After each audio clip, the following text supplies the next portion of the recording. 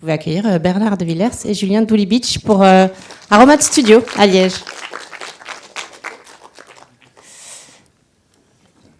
Donc, merci à vous deux d'être avec nous ce soir pour parler de ce film In Waves, un film d'animation, et pour parler plus particulièrement de votre contribution sur ce film qui se passe à plusieurs niveaux, mais beaucoup et essentiellement au niveau du compositing, qui est donc le métier qu'on va découvrir ce soir avec vous. Mais la première chose que j'aurais envie de vous demander à vous deux, avant de se lancer dans le vif du sujet, c'est peut-être de nous retracer rapidement votre parcours. Quel est votre rapport déjà peut-être personnel au cinéma d'animation? Quelles sont vos études et qu'est-ce qui vous a amené jusqu'à aujourd'hui à faire ce métier? Privilège de l'âge. Moi, j'ai pas spécialement fait d'études, ça m'ennuyait un peu. Par contre, très vite, je travaillais dans la bande dessinée. Et puis, au bout de quelques années, il faut bien se rendre compte que quand on n'est pas hyper doué en bande dessinée, on ne gagne pas sa vie. Et donc, je me dis, qu'est-ce qui, en dessinant, me permettrait de gagner un peu plus ma vie? J'étais un peu technique quand même. Et je me dis, l'animation, ça a l'air de combiner les deux. Et donc, j'ai commencé à bosser il y a, je sais pas, en 98, quelque chose comme ça, dans l'animation. Et j'y suis toujours. Et vous, Julien? Moi, je voulais faire du cinéma. Et dans ma tête d'adolescent, j'ai l'impression que le cinéma, je devais passer par faire du storyboard. Donc, je me suis mis en tête dans la tête que je devais d'abord savoir dessiner avant de pouvoir faire du cinéma. Et puis j'ai voulu rentrer à Lacambre, j'ai été refusé. Et puis j'ai commencé des études d'illustration à Saint-Luc-Liège, où j'ai fait 4 années, que je n'ai pas terminé non plus. Et puis je me suis un peu auto-formé à Flash, donc c'est un peu l'ancêtre d'Animate, donc un logiciel d'animation 2D qui permettait d'avoir une espèce de table lumineuse numérique. Et puis l'achat d'un livre qui est un peu la bible de l'animation, où j'ai un peu appris en autodidacte cela. Et puis j'ai après eu mon premier boulot dans l'animation pour enfants, pour des jeux vidéo. Voilà, un peu en autodidacte. Et puis 10 ans plus tard, j'ai repris des études d'animation 3D dans une école en ligne. Et c'est là que je croisais souvent Bernard en ville, et j'essayais de me cacher parce que lui travaille déjà pour Micros, et il me disait mais tu dois venir proposer tes services ou faire un stage. Et finalement j'ai fait un stage où il prenait 3 personnes et j'étais le 4e, et puis après il y avait un désistement, et donc j'ai été pris en stage là-bas, et puis après ça avait bien fonctionné, puis Bernard travaille dans cette boîte-là, c'est lui qui m'a engagé, et puis on a commencé à faire plus de projets d'animation puisque Bernard apportait des projets d'animation. Ouais. Voilà, grosso modo. Oui, c'est ça. Et donc moi, j'ai bataillé longtemps pour faire venir Julien chez Micros sur des projets un peu sympas d'animation, parce que chez Micros, on faisait aussi des effets spéciaux, de l'animation, mais moi, j'essayais d'amener Micros vers l'animation, en tout cas à Liège, ce qui n'était pas simple, puisqu'il y avait Technicolor derrière qui chapeautait les choses. Et puis à un moment, la vie a fait que moi, Technicolor, c'était plus trop ma came. Donc je suis parti, il y a eu le Covid aussi. Et je suis parti à ce moment-là travailler sur le projet de Michel Hazanavicius, La plus précieuse des marchandises, comme directeur de prod. Et j'ai embarqué Julien pour le compo sur ce projet-là. Et on s'est dit, on va monter un studio et on va faire du compositing. Voilà. Parce que, si je comprends bien, l'animation, c'est plein de métiers différents. Donc vous connaissez tous ces métiers, vous avez peut-être exercé plusieurs de ces métiers. Et puis, avec ce studio, Aromat Studio, vous avez choisi spécifiquement le compositing. Est-ce que vous pouvez peut-être nous expliquer rapidement déjà ce que vous avez fait comme autre métier dans l'animation peut-être, et ce qui vous a amené vers ce métier-là, et peut-être nous le présenter en quelques mots pour qu'on comprenne. Oui, dans l'animation, c'était un peu en fonction des projets que Bernard amenait chez Micros. On a fait du documentaire Arte, en rotoscopie par exemple, ça s'appelle les routes de l'esclavage, où ça a été un projet d'1 an et demi. On a fait le compositing de Chien pourri, produit par Panic, qui coproduit aussi le film. J'ai fait un peu d'animation 3D aussi pour du VFX classique. grosso modo, c'est un peu ça. C'était un peu des longs projets. Il y a eu d'autres choses, j'en suis certain, mais là, je ne me rappelle plus. Et le compositing, moi, j'y avais pas trop touché avant d'être lancé sur La plus précieuse des marchandises. Donc, j'ai dû un peu apprendre un peu tout. Mais après, je crois que j'avais déjà un peu une vision un peu globale parce que j'avais été supervisé par beaucoup de gens chez Micros. Et puis un projet comme ça commence tout petit. Même celui-ci, il a commencé petit. On commence toujours pas souvent chez Aromat, on commence à 1 ou à 2 en tout cas. Et puis après, on prend connaissance du projet. Et le compositing, c'est on assemble toutes les étapes de création du film, que ce soit les décors, que ce soit les personnages, les effets spéciaux, et ce sont des couches qu'on assemble pour créer finalement l'image finale du film. Voilà. Je ne sais pas si c'est clair. Donc vous arrivez vraiment à la fin du processus. Oui, tout à fait. On arrive vraiment fort à la fin du processus. Ouais, c'est un peu l'étape juste avant l'étalonnage. Voilà, comme on en discutait tout à l'heure, en gros, le compositing, c'est un peu considéré comme une partie de la post-production. Et donc, on arrive, on fournit l'image finale et on récupère ce qui va bien, plus toutes les erreurs, plus tous les retards, et puis les fins de budget aussi. Donc, on essaie de combiner pour sortir dans les temps et à la meilleure qualité possible en manipulant tout ce qu'on reçoit, qu'on n'a pas spécialement maîtrisé dès le départ. Donc, on accumule les problèmes, les retards, et on doit être très créatif. Puis aussi, chaque film d'animation est fabriqué différemment par des personnes différentes, par des studios différents, avec des techniques différentes. Donc il faut chaque fois aussi s'adapter et apprendre de nouvelles choses.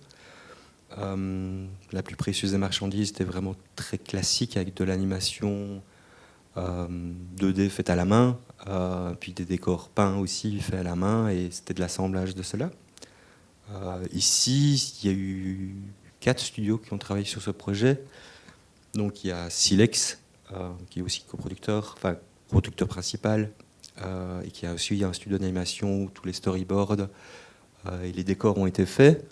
Il y a Autour du volcan qui s'occupait à Paris toujours, qui s'est occupé de toute la partie technique et de la mise en place technique.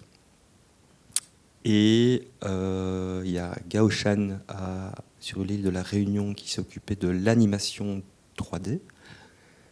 Et puis, il y a une partie du compositing qui a été fait en France par Silex aussi, et l'autre moitié par Aromat ici à Liège. Et juste pour préciser, vous le verrez peut-être si on arrive à projeter les images tout à l'heure, il y a eu ici une grosse partie de retouches 2D et d'animation 2D. Donc voilà.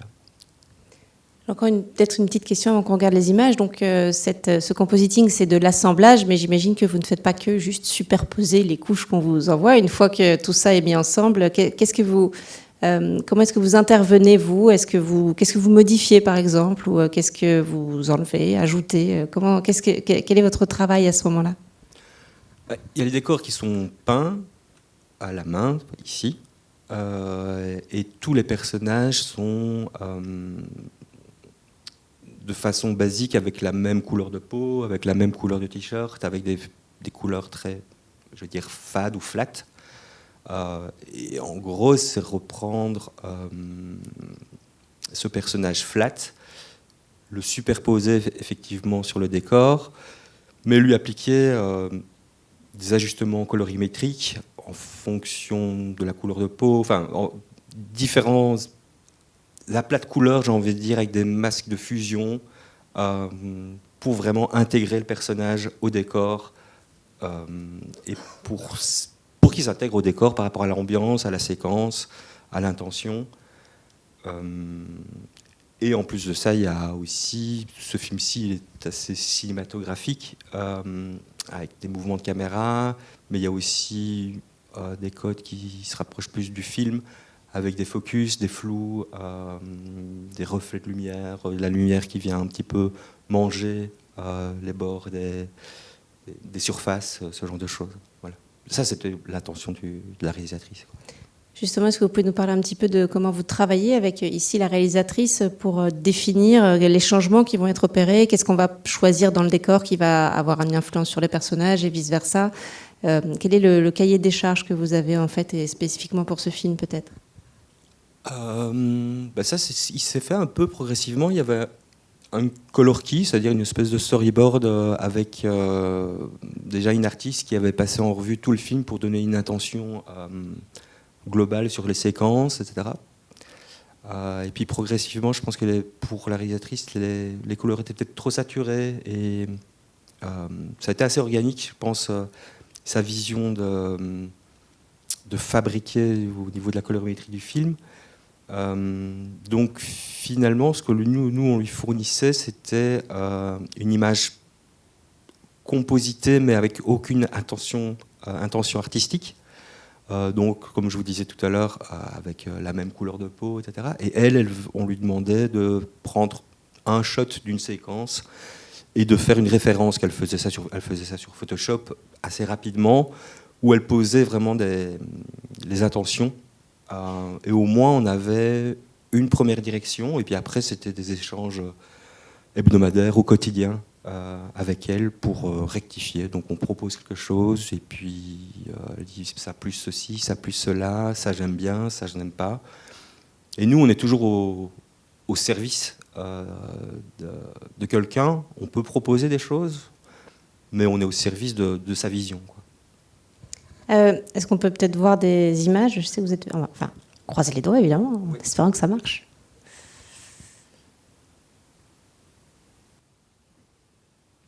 De mon côté, c'est bon.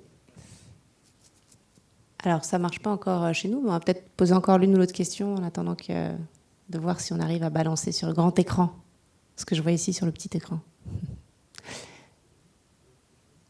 On va voir si ça marche. Mais ouais. En attendant, donc vous avez beaucoup discuté avec la réalisatrice de façon déjà au début pour avoir les intentions et puis au fur et à mesure. Est-ce que vous avez d'autres interlocuteurs ou interlocutrices de votre côté?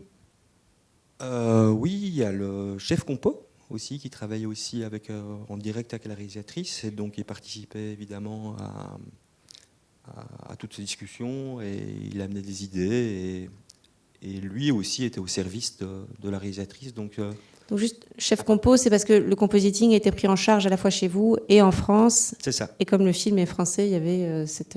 Tout à fait, c'est ça.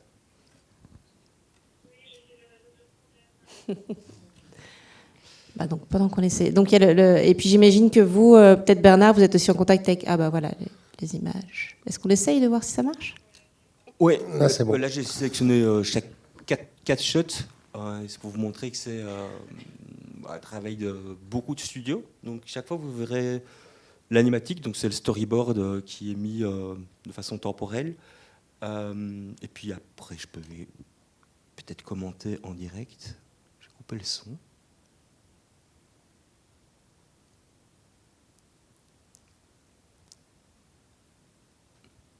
Attendez, excusez-moi. Donc là, l'animatique, c'est vraiment la toute première étape pour la réalisation, en fait. Voilà, et donc l'animatique, c'est le storyboard, j'ai envie de dire. Ensuite, on pose les personnages 3D de façon un peu brute, mais c'est au moins pour définir déjà le cadrage. Qui s'appelle le layout 3D.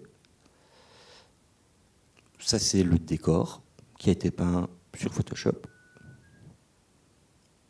Et donc ça, là, on est en train de voir les calques que vous recevez? Ou c'est quand même plus travaillé, ce que vous allez recevoir? Alors, ce qu'on voit actuellement, c'est les différentes étapes de travail. Ok. Là, c'est l'animation finale, donc ça a été validé, l'animation des personnages qui a été validée. Ensuite, ça, c'est le studio ADV, donc c'est une technique un peu particulière. Donc la 3D était rendue avec des aplats. Et je vous montrerai plus tard comment ils ont créé un petit programme qui permet d'aplatir des images 3D en 2 dimensions. Donc ça crée des lignes, ça crée des aplats. Donc ça, c'est un peu un travail automatique, mais avec beaucoup de travail derrière, de développement.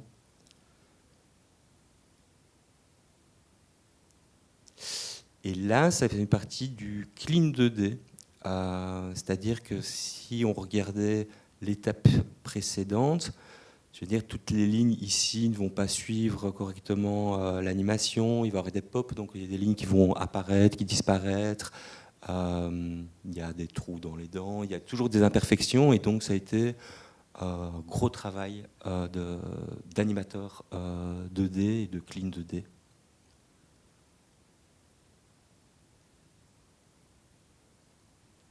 Et puis là, c'est la phase compositing finale.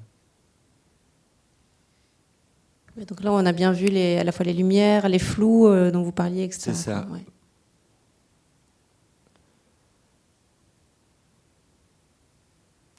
Donc là, on pose grossièrement le personnage, le décor.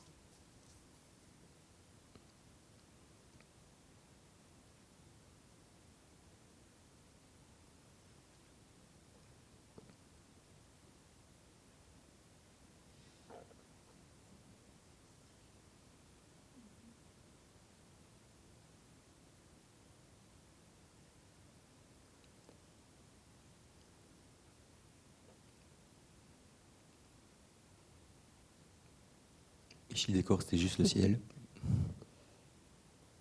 Oui, parce que les vagues sont animées, évidemment. Elles ne sont pas, Alors oui, elles sont pas le simple décor. Non. Donc là, ici, ils auront utilisé une technique, on va le voir juste après, qui permet d'appliquer, si vous voulez. Donc ici, là, ils ont fait un gros travail de particules avec des sprites, avec un rendu 2D sur des formes, sur de la géométrie 3D en fait. Et ici, en plus, il y a eu un animateur qui est venu faire toutes les FX 2D, donc c'est-à-dire les projections d'eau.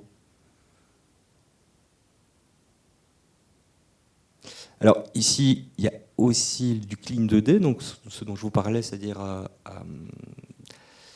essayer de rendre le dessin plus harmonieux en corrigeant une certaine forme donnée, en bougeant les ombres, en les redessinant. Mais il y a aussi un gros travail d'animation des cheveux. Et ça a été fait à Liège aussi, par Angèle qui est là-bas.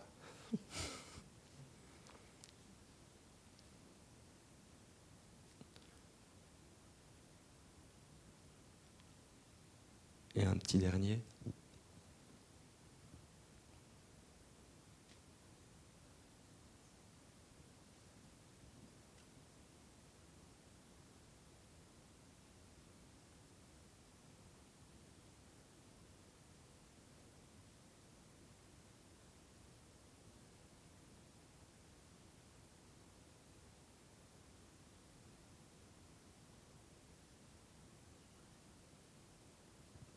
Donc là, on voit vraiment toutes les couches assemblées.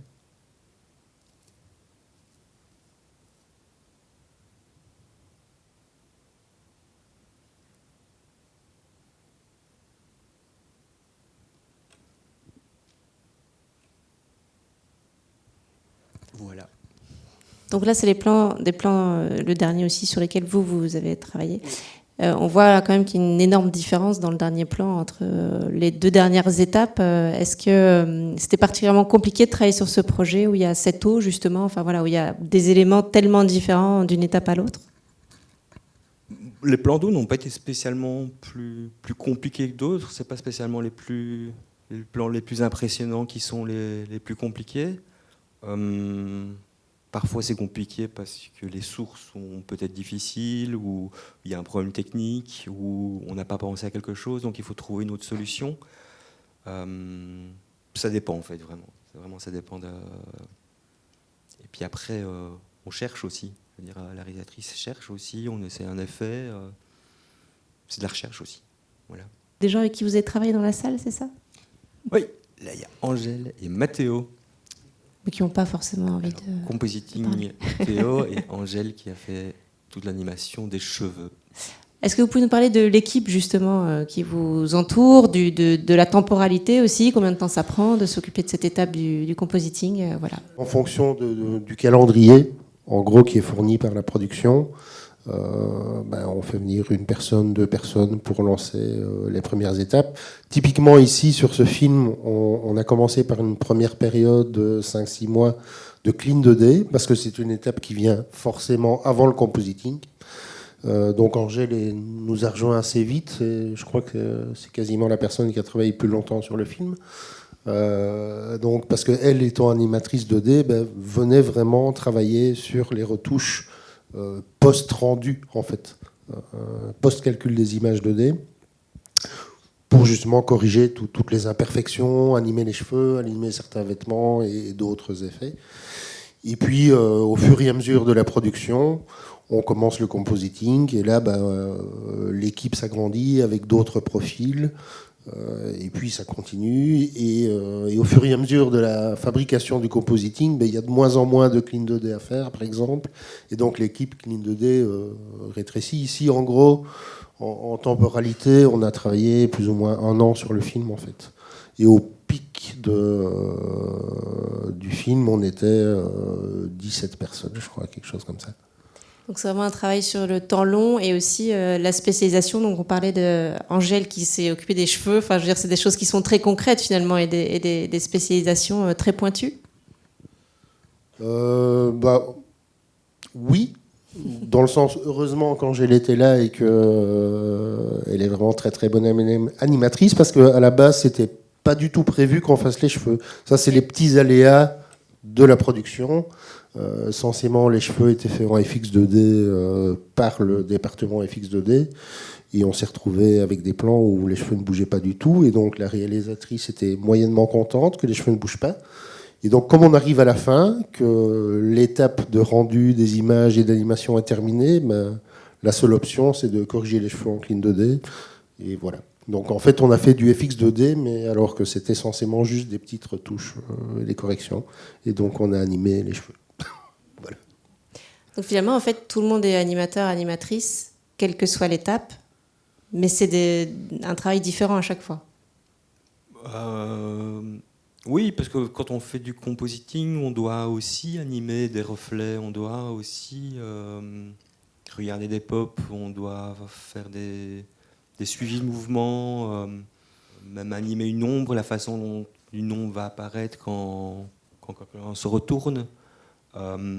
La façon dont le dégradé va apparaître, pour rendre les choses le plus harmonieuses possible. Et c'est aussi de l'animation, quelque part, comme l'animation, c'est du dessin, et finalement, le compositing, c'est de la peinture. Donc, je pense aussi que tout se mêle, ouais.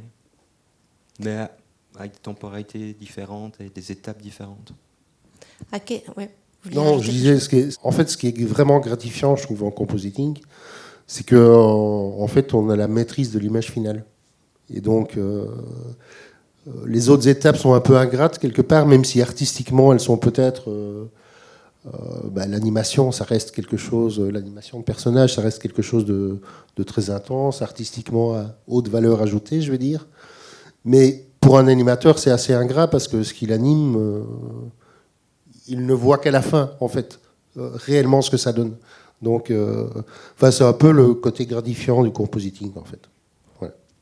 Ça arrive à la fin, mais à quel moment est-ce que vous arrivez sur un projet, alors, la version idéale, à quel moment est-ce que vous arrivez, et puis la version, peut-être, de ce projet, ou d'autres projets, où on arrive peut-être plus tard qu'on aurait voulu, mais... Alors, moi, dans mon sentiment, le compositing, il doit arriver dès le départ du projet. Parce que c'est une pièce essentielle de ce qu'on appelle le pipeline ou le workflow de fabrication, dans le sens où il y a des nécessités, des contingences techniques qui sont énormes, et toujours dans le souhait d'arriver à un objectif artistique aussi important. Et plus vite en compositing on est au courant ou on participe à la discussion artistique, plus vite on peut imaginer les solutions techniques qui permettent de faciliter tout le travail, toute la chaîne de travail pour arriver à l'image finale, en fait. Donc, nous, en tout cas, on est très proche dans la philosophie, c'est plus vite on est impliqué dans un projet, c'est toujours plus facile à gérer, on a moins de surprises et on sait où on va. Et là, vous êtes arrivé à quel moment sur ce projet ? Beaucoup trop tard. Est-ce qu'il y a... il y a des questions de l'autre côté, enfin, ici au milieu déjà, peut-être, Eric ? Voilà. Bonsoir. Du coup, si j'ai bien compris, vous êtes chargé que d'une partie du compositing du film. Et je me demandais si c'était un choix, si c'était quelque chose de courant d'abord, comme choix de diviser le compositing. Pourquoi on faisait ce choix ? Et comment est-ce que vous coordonnez ? Parce que du coup, dans la logistique, je ne comprends pas très bien. Vous héritez d'un projet, vous vous alignez sur ce qui a été fait, vous travaillez en simultané Alors, en fait, il y a des questions qui sont bassement matérielles. C'est un côté du côté de la production. Donc, il y a des budgets qui sont pour financer le film, qui sont splittés en plusieurs territoires avec l'implication de plusieurs studios. Et donc, quand on fait le budget et le financement d'un film, on sait qu'il y a une partie du travail qui va devoir être faite en Belgique, en France, à La Réunion, au Canada ou whatever. Et on est obligé de saucissonner le travail pour respecter, en gros, les enveloppes budgétaires qui sont attribuées aux différentes régions. Donc, c'est toujours très compliqué à gérer. C'est pas le plus simple. C'est clair que c'est toujours plus simple de se dire, à tel endroit, on fait toute cette étape-là, à tel endroit on fait toute cette étape-là, et c'est clair que ça aurait été plus simple de faire tout le compositing. Après, voilà, ce sont les contingences budgétaires, c'est comme ça. Par contre, au niveau de ce film-ci spécifiquement, on a divisé le travail en disant telle séquence, tel type de séquence, telle séquence va en Belgique, et tel autre type de séquence va en France. Enfin, donc on ne travaille pas un sur un plan, un sur l'autre plan de la même séquence, puisqu'il faut qu'on garde une certaine cohérence, une certaine harmonie, que ce soit artistique ou technique. Et donc c'est comme ça que ça se sépare, ça se divise. En gros. Tout à fait, tout à fait. Après, on est quand même chapeauté par la réalisatrice qui donne ses intentions. Il y a un suivi de projet, suivi de production sur les différents studios qui y participent. Donc, tout le monde est connecté et on a des réunions régulières, hebdomadaires sur l'état d'avancement du projet, des validations, des intentions, des briefings, etc. Et pratiquement, il y a des outils qui sont spécifiquement faits pour cela. Je ne sais pas si on voit encore non, est-ce que... Non, on est repassé sur... Ouais. Mais voilà, il y a des outils, il y a une plateforme sur laquelle il y a toutes les étapes que j'ai montrées, mais encore bien plus, avec chaque plan, c'est là qu'on va poster la dernière version d'un plan, parce que là, vous avez vu la toute dernière version, mais parfois, il y en a 25. Par étape, je veux dire, l'animation 3D que vous avez vue, il y a eu 6, 7 essais, corrections, commentaires du réalisateur ou du superviseur animation, superviseur décor, etc. Même de la production, parfois. Même de la production aussi. Donc il y a un dialogue constant avec le reste de l'équipe. Constant, et qui soit peut-être par écrit aussi, via cette plateforme, où on peut aller revoir la version. Non, finalement, la version 6 c'était mieux que la version 7, donc nous reprenons ceci, on peut comparer aussi des versions.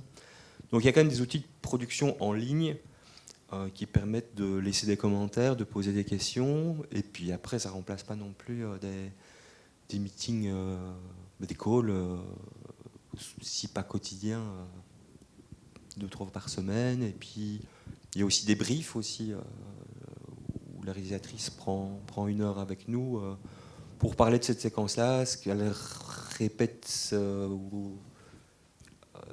qui se passe dans la scène narrativement, mais aussi ses intentions artistiques et ses envies, voilà, ce qu'il faut éviter. Voilà. Il y avait d'autres questions là-haut. C'était où? J'avais la même question. Ah, mais là aussi. Bonjour, et merci pour le film, c'était vraiment magnifique, vous avez vraiment bien travaillé. Mais j'ai quand même une petite question capitaliste. Donc, vous avez expliqué que vous arrivez en fin de calendrier, mais aussi en fin de budget, quand les budgets ont déjà été explosés par ailleurs. Donc, est-ce que vous avez eu des limitations dans ce film-ci? Et si oui, qu'est-ce que vous auriez voulu faire de plus ou de mieux? Je pense qu'on aurait beaucoup aimé travailler plus sereinement. Donc, c'est-à-dire recevoir les éléments en temps et en heure, se dire que tous les éléments qu'on recevait étaient comme demandé, de bonne qualité, mais il y a toujours des erreurs. Enfin, je veux dire, c'est totalement normal de recevoir. Après, il faut savoir qu'en compositing, comme justement on arrive à la toute fin, on sait, on a une idée de l'intention du réalisateur, on a une idée de la masse de travail. Mais voilà, par exemple, ce que j'expliquais tout à l'heure au niveau de l'animation des cheveux, c'était absolument pas prévu, ni en termes de calendrier, ni en termes de budget. Donc là, nous, on va retrouver la production, on dit vous êtes gentils, c'était pas prévu. Nous, ça fait X mois de travail pour 2-3 personnes en plus. C'est pas, on va pas les payer, quoi, quelque part. Donc c'est de la négociation entre producteurs, entre coproducteurs. Voilà, c'est comme ça que ça se passe. Mais c'est toujours comme ça. Est-ce qu'il y a d'autres Oui, et questions? peut-être dire que c'est pas seulement sur l'animation que c'est comme ça. Non, non, VFX en live, c'est comme ça aussi, hein, c'est tout à fait. Donc là, vos studios sont basés à Liège. Le film était montré en ouverture de la semaine de la critique. Il y avait d'autres films d'animation à Cannes cette année, notamment Jim Queen qui vient de sortir, Le Corset qui va sortir à l'automne. Tous des films qui sont coproduits ici en Belgique, où il y a plein de studios d'animation qui ont une vraie expertise et un vrai talent. Vous pouvez parler un petit peu de ça? Est-ce qu'il se passe quelque chose en Belgique au niveau de l'animation? Il se passe que en Belgique, on a eu un mécanisme assez génial qui s'appelle le tax shelter, donc qui a permis de mettre en place en tout cas toute une sorte de microcosme autour de l'animation, mais pas uniquement. En live, c'est pareil, hein, donc ça aide beaucoup.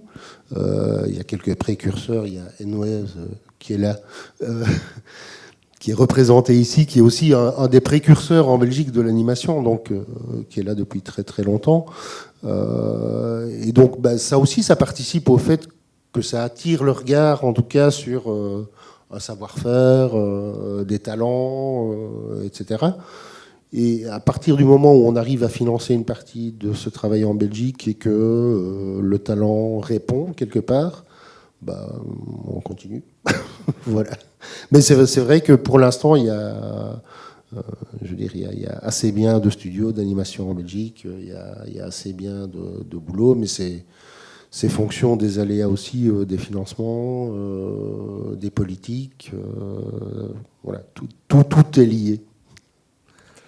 Est-ce qu'on n'a pas parlé de vos outils? Alors c'est peut-être un peu technique, mais quels sont vos outils pour le compositing? Comment est-ce que vous travaillez? Avec des ordinateurs, j'imagine, mais est-ce qu'il y a des choses spécifiques? Est-ce que vous vous référez aussi au scénario, par exemple, ou est-ce que vous êtes vraiment juste sur l'animatique, les images? Voilà, quels sont vos outils à la fois de travail et de référence? Nous, on utilise principalement Fusion, qui est dans la suite Blackmagic. Je pense que toutes les vidéos que vous voyez sur TikTok, Instagram, YouTube sont souvent montées sur Blackmagic Resolve. Et dedans, il y a un module qui s'appelle Fusion, qui est un module de compositing.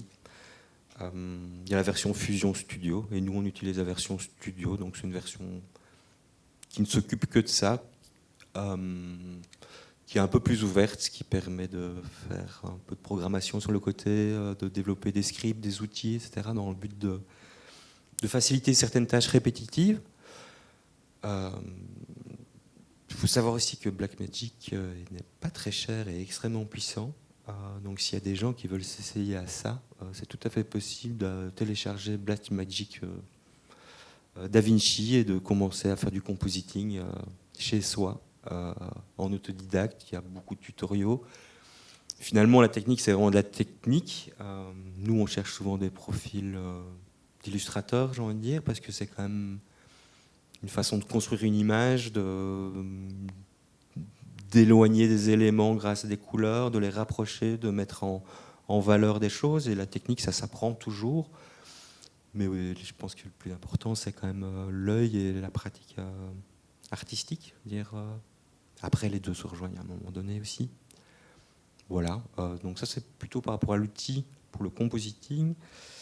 Et sinon pour l'animation 2D, la retouche, on a fait ça sur Blender. Donc tous les autres studios utilisaient Blender, qui est un logiciel open source 3D que tout le monde doit connaître à présent, mais qui a aussi un module d'animation 2D intégré. Voilà. Est-ce qu'il y a d'autres... On parle de logiciels, d'informatique. Je suis obligée de vous poser la question de l'IA. Est-ce que c'est quelque chose que vous utilisez pour ce type de projet ou pas du tout? Est-ce que ça peut être un outil qui vous assiste ou voilà, quel est votre rapport à ces choses qui, j'imagine, arrivent dans l'industrie de l'animation aussi? Alors pour ce projet Jessie et le projet précédent, on n'a pas du tout utilisé d'IA, mais pas du tout. Là, en l'occurrence, on a eu un projet super récent qui n'a absolument rien à voir avec l'animation, mais qui est un documentaire pour Arte, où on a dû anonymiser des personnes. Donc on a dû... donc c'est des gens qui dans un documentaire où leur vie pourrait être en danger s'ils étaient reconnus. Donc le projet est très très intéressant. Et là, on a utilisé l'IA de façon pour nous un peu éthique, et ça nous a permis un peu de comprendre comment ça fonctionnait. Après, il y a plein d'aspects dans l'IA, notamment pour ce projet-là, ou même pour les projets futurs, on l'utilise pour faire du script, pour faire de la petite programmation, pour analyser des données, pour faire optimiser des process, oui. Beaucoup. Optimiser des erreurs, voilà. Pour l'instant, c'est comme ça, on verra. Et en même temps, dans le compositing, tout ce que vous avez expliqué, c'est beaucoup de retouches, en fait, finalement. Donc, c'est beaucoup repasser derrière les logiciels aussi, et aussi, c'est remettre de l'humain, finalement, dans... Oui, c'est vraiment un travail d'illustrateur, moi je dirais, d'illustrateur, mais sur des milliers d'images, voilà. Je ne sais pas s'il y a une dernière question à la salle. Moi, j'ai une dernière question pour vous, en tout cas. Est-ce que un jour, on vous a donné un conseil vraiment tellement excellent en termes de travail dans le milieu de l'animation et dans le compositing que vous avez eu envie de le partager, ou est-ce que vous auriez un conseil à donner à des gens qui aujourd'hui ont envie de se lancer dans ce domaine?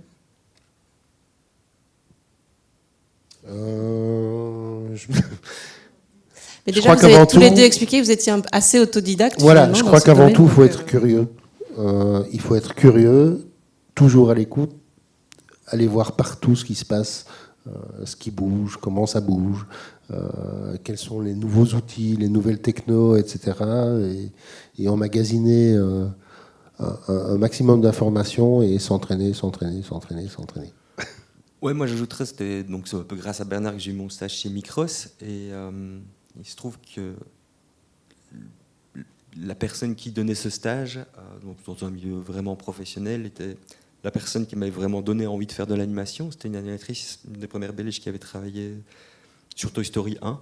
Donc j'étais très impressionné quand j'avais 16-17 ans de la revue, et ce qui m'avait donné fort envie de travailler là-dedans.